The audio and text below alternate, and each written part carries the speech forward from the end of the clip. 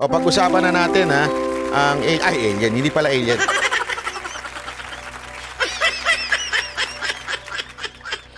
O, sagutin na natin ito. Kasi, ito. Medyo pupunta na tayo kay Vlogger Libayan. Dali lang, ha? Ito. Etong si Vlogger Libayan. Hindi po ito yung alien. Kayo naman, no? Si Vlogger Libayan, ganito sitwasyon. Okay, kwento lang natin. Diba? Ang dami kong nakikitang hindi maganda kay Vlogger Libayan. Nung una, sinabi ko pa nga sa inyo, pinanunood ko siya kasi nga, marami naman talaga siyang tinuturo nung una.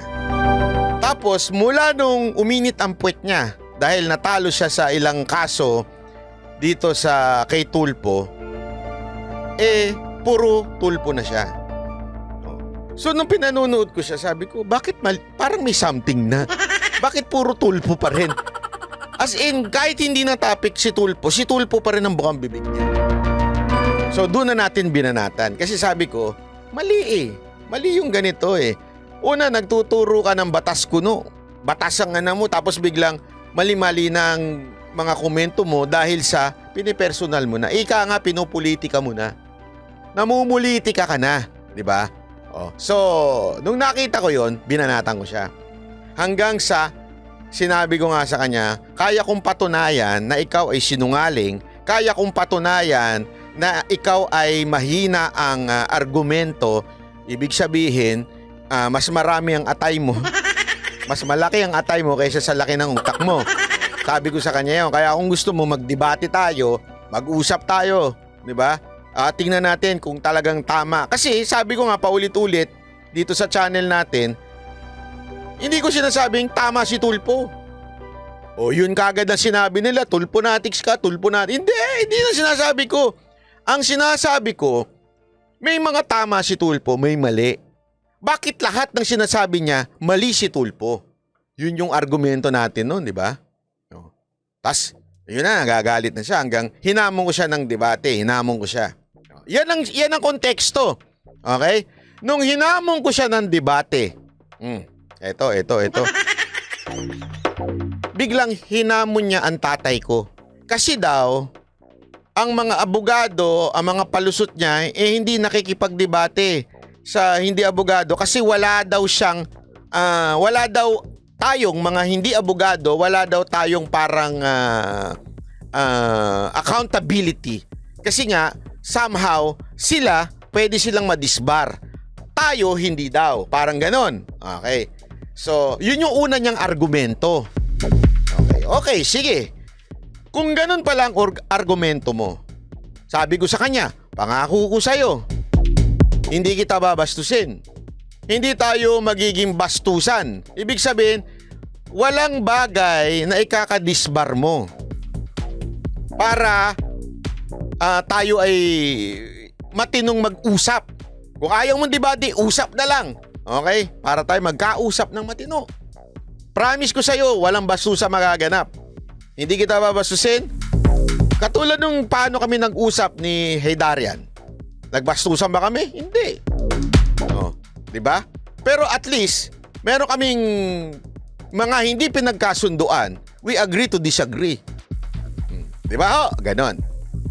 So, naiba ngayon ang palusot ni Libayan. Ano na ang palusot niya ngayon? Ha? Kaya hahamunin ko tatay mo kasi abogado. At ikaw, parang mababa. Biglang ang nangyari, akala ko ba, ang issue mo kaya ayaw mo makipag-usap sa mga katulad ko is because of disbarment issue. Tapos ngayon, kaya ayaw mo na makipag-usap kasi parang degrade daw ang katulad ko.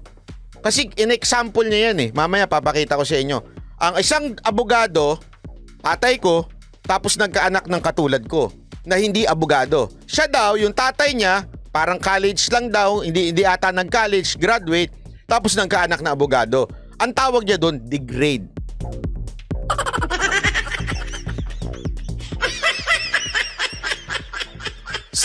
Sa madaling salita, ang issue mo pala hindi disbarment o hindi yung pagdidisbar mo. Ang issue mo pala, ang baba ng tingin mo sa mga hindi abogado. Naku po. Abay, tutol ako dyan, kapatid. So pag hindi abogado, mababang nila lang?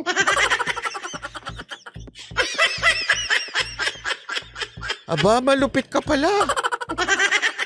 Isa kang... Dinaig mo pa, ha? As in, dinaig mo pa yung ano, ha? Yung mga pariseyo at mga saduseyo.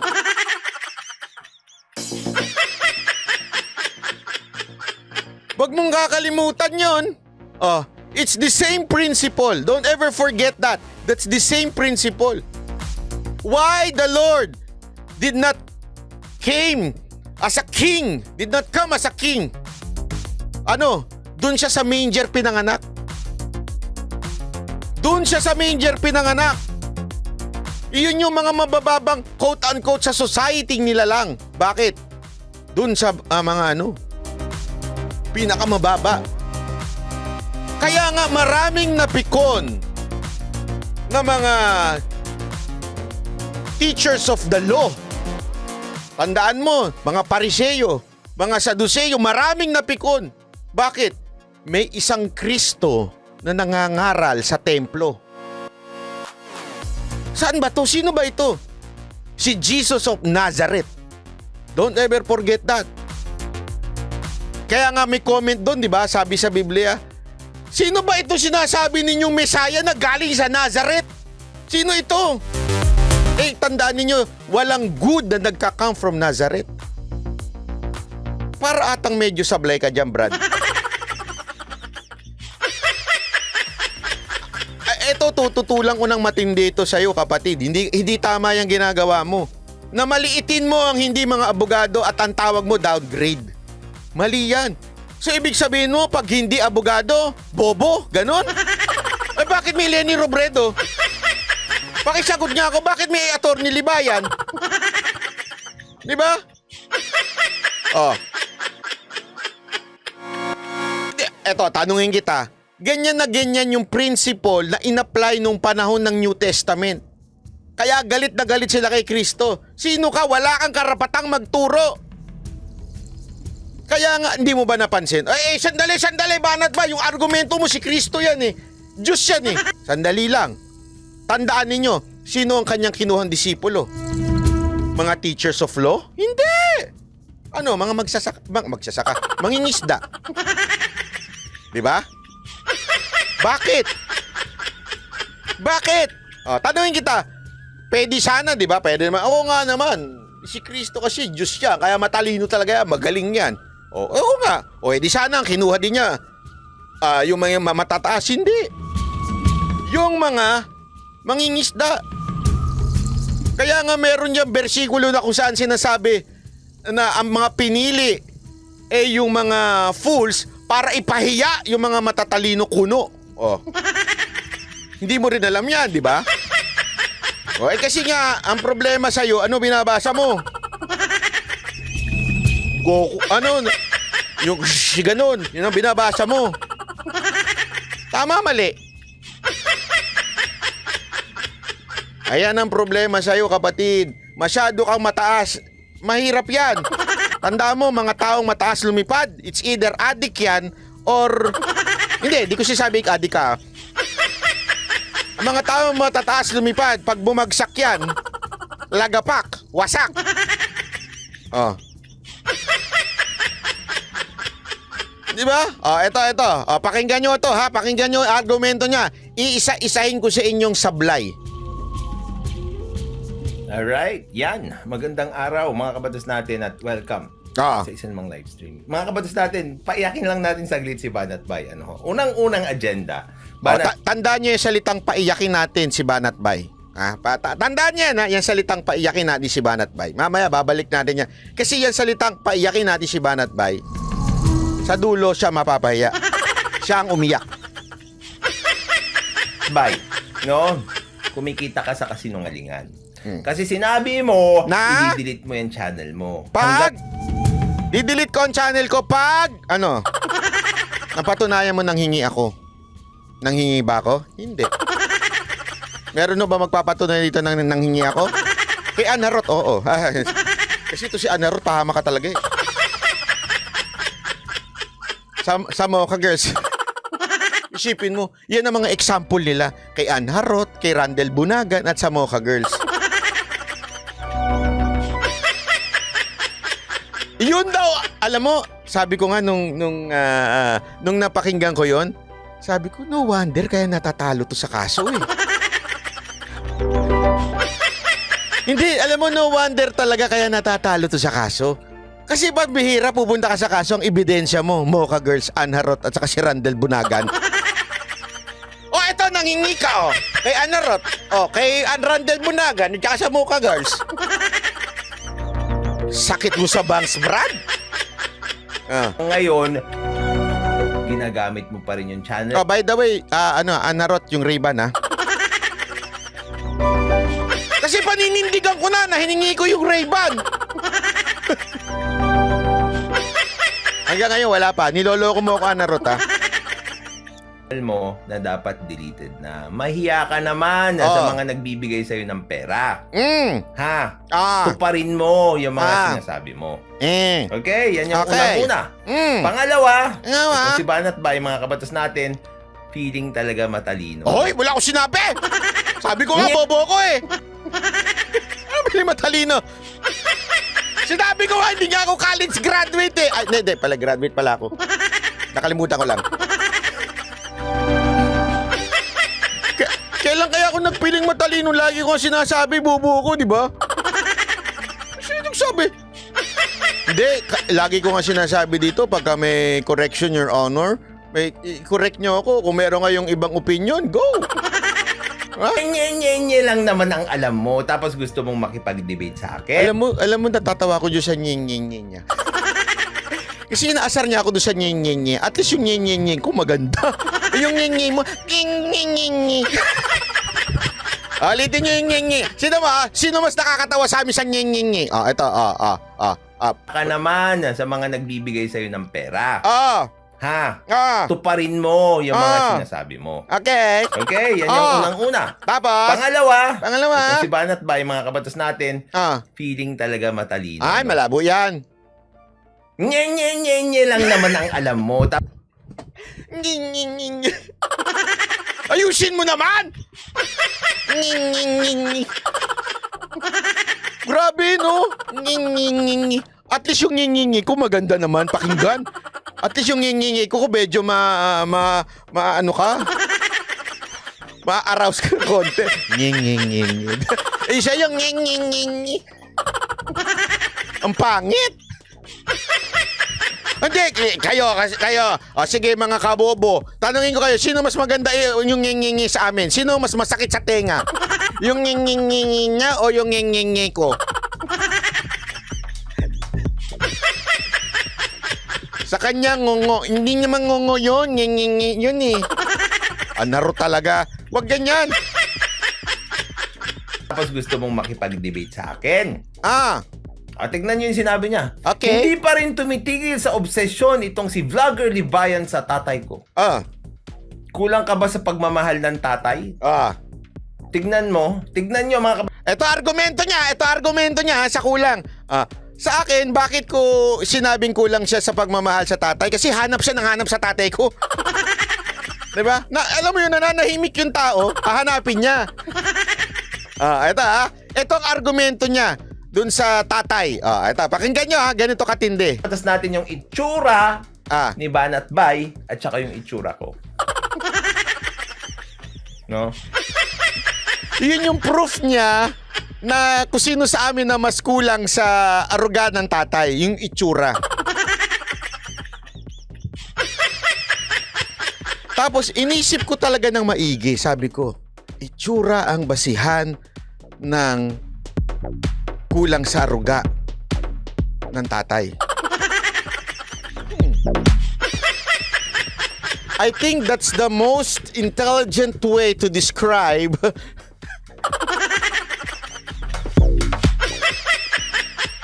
na kulang ka sa aruga, sa itsura. So, ibig sabihin, pag maganda, inaaruga ng tatay.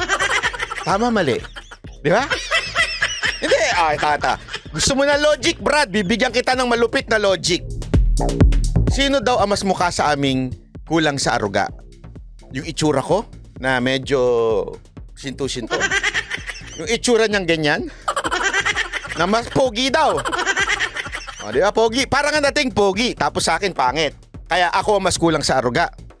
I therefore conclude na pag maganda ka, ayos, aruga ka ng magulang mo, ng tatay mo. Abogado yan! Tanungin ko kayo, mga kapatid, mga kaibigan, sino ang pangit dito? Taas ang kamay. Sige, pakitaas ang kamay ng mga pangit dito. Sige, uy, maging honest kayo, ha? Sino ang pangit dito? Hindi, di ba? Sino ang pangit dito? Kayo. Ayan, yung mga pangit. Taas yung kamay nyo, mga pangit! Hoy! Huwag na kayo magmamaangan! Kayo po ba ay kulang sa aruga ng magulang nyo? Kaya kayo pangit?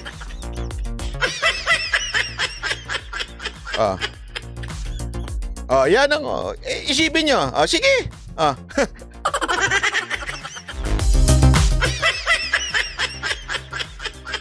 Okay. Ayan na. So, yun ang ibig nyo sabihin. Pagka yung itsura mo medyo alanganin, kulang ka sa aruga. Hindi sabi di ba? Eto ba? Isipin mo. Ang tanong, bakit marami dyan ang mga kababaihang magaganda ang maraming sugar daddy? And according to science, yung mga babaeng kumakabit, mga babaeng nagkaka-sugar daddy, ay yan yung karamihang kulang sa aruga ng magulang. Maling pagpapalaki ng mga magulang. Tama, mali.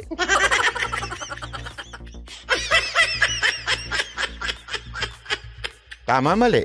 O, di ba? Yung mga... So, ibig mo bang sabihin, yung mga nagsusugar daddy na magagandang babae, punta kayo dun sa sugardaddy.com. Hindi, wala ganun, wala ganun. Hindi ko alam kung merong ganun na. Baka mamaya tama ako. Wala akong alam na ganun, ha. Ibig sabihin daw, sila daw ay hindi kulang sa aruga. Tama, mali, di ba? Parang ganun ang dating pag maganda kang babae. Mahal, arugang-aruga ka ng magulang mo. Hindi, ang dami dyan magagandang babae. Naghahanap ng sugar. Ang dami nag-a-apply sa akin, Sir, wala, single ka naman, Baka naman. Lumabas na iPhone 14, iPhone 15 Pro Max Titanium USB-C.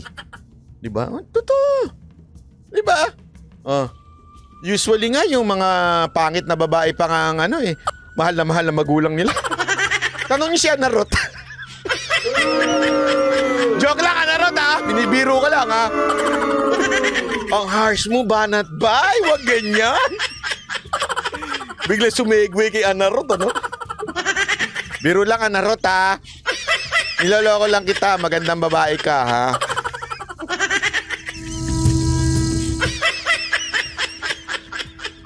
Di ba?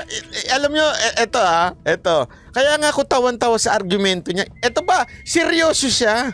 Sino daw ba mas mukha sa amin? Kasi, ang ginagawa niya dito, he is trying to insult me with his stupidity.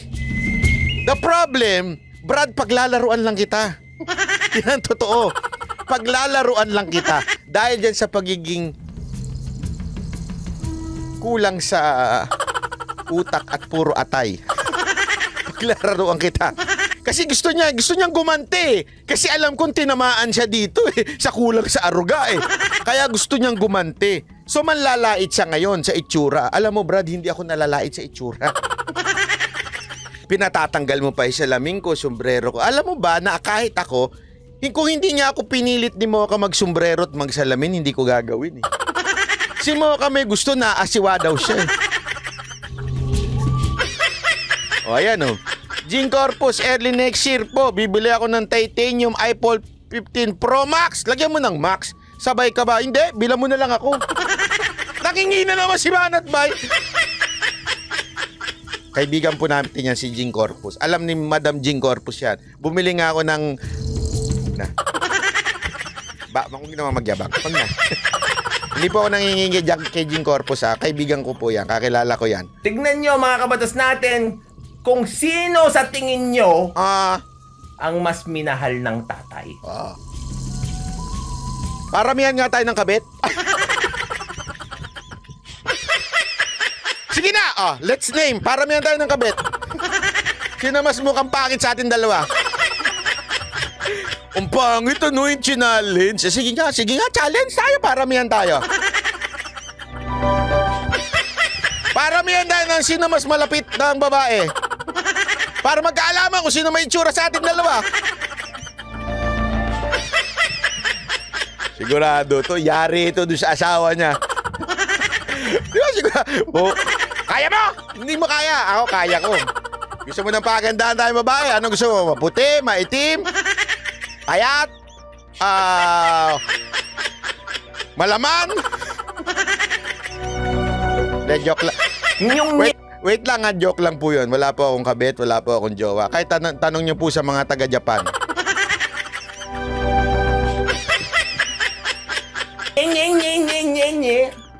O ako. Kayo na humusga. Ang lakas-lakas ng loob nito na magsabi na kulang ka ba sa pagmamahal ng tatay. Tignan mo naman. Huwag kang iiyak, Brad. Umiiyak ka na eh. Huwag mo masyadong seryosohin yung sinabi ko. Relax ka lang, Brad. Laro, ano lang to tayo? Easy lang. Yang itsura mo. Mukha ba yan ng minahal ng tatay? Ayan na, umiyak na. Hindi na napigilan yung luha. Hindi luha yung Banat Bay. May chinenes lang. Kita mo, tingnan mo Ramdam na ramdam mo yung nasasaktan siya. Tingnan nyo, Kayong pumansin Kayong pumansin. Tingnan nyo yung reaction niya. Sino sa amin ngayon ang mukhang napikon? Pakinggan niya. Tingnan nyo. Yung nye. O ako. Kayo na humusga. Ang lakas-lakas ng loob nito na magsabi na kulang ka ba sa pagmamahal ng tatay. Tignan mo naman yung itsura mo. Mukha ba yan ng minahal ng tatay? Huwag ka iiyak, Brad. Ayaw ang tulungan ng tatay mo, kinakahiya ka siguro. Alam mo kung bakit? Pinagtatawan na ka nga ng tatay ko eh. Alam mo, totoo, pinagtatawan na ka ng tatay ko. Bakit? Mapagpatul ka daw. Pikon ka kasi daw eh. Alam nyo ba na isa dapat sa katangian ng isang abogado ay hindi ka pikon? Dapat talagang very professional. Ito, hindi niya nga malubos, maisip na abogado to eh. Talay. Sabi niya, ikaw ang hinamon ko, tatay ko, hinahanap mo. Sabi niya ganyan. Pakialam mo. Hamon mo. Pakialam mo. Easy lang, Brad. Easy lang. Baka mag-road rage ka na dyan sa bahay mo. Baka mag-road rage ka na dyan. Easy lang. Tatay mo, hinamon ko. Ang pakialam mo. Ikaw lang ba ang pwedeng maghamon? Di ba lagi mong pinagyayabang yung tatay mo? Yung tatay mo na UP Diliman Law. At saka one shot lang sa bar exam. Nasaktan eh. O di ilabas mo. Lagi mong pinagyayabang. Tapos ayaw mo namang ilabas.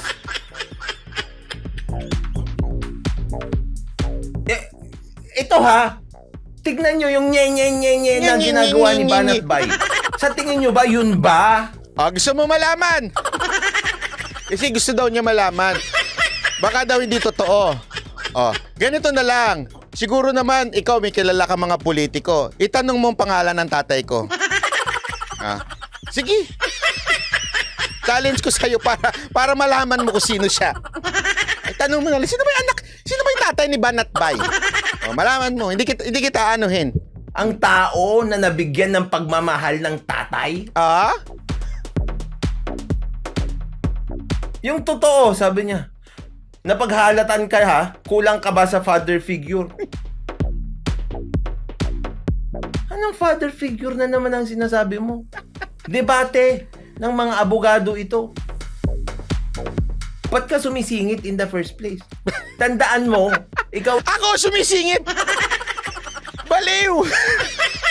Ako nga yung nanghamon sa'yo eh. Buti nga pinatulang ka ni Fiscal EJ eh. Si Melo Yap nga nagtulak kay Fiscal EJ. Ako una naghamon sa'yo eh. Hanggang pinush ka na ni Melo Yap eh. Ako pa daw sumingit. Ang saling pusa dito. Wala kang bilang. Yung tatay mo meron. Eto na. Kasi ang yabang-yabang mo, di ba? Kasi yung tatay mo,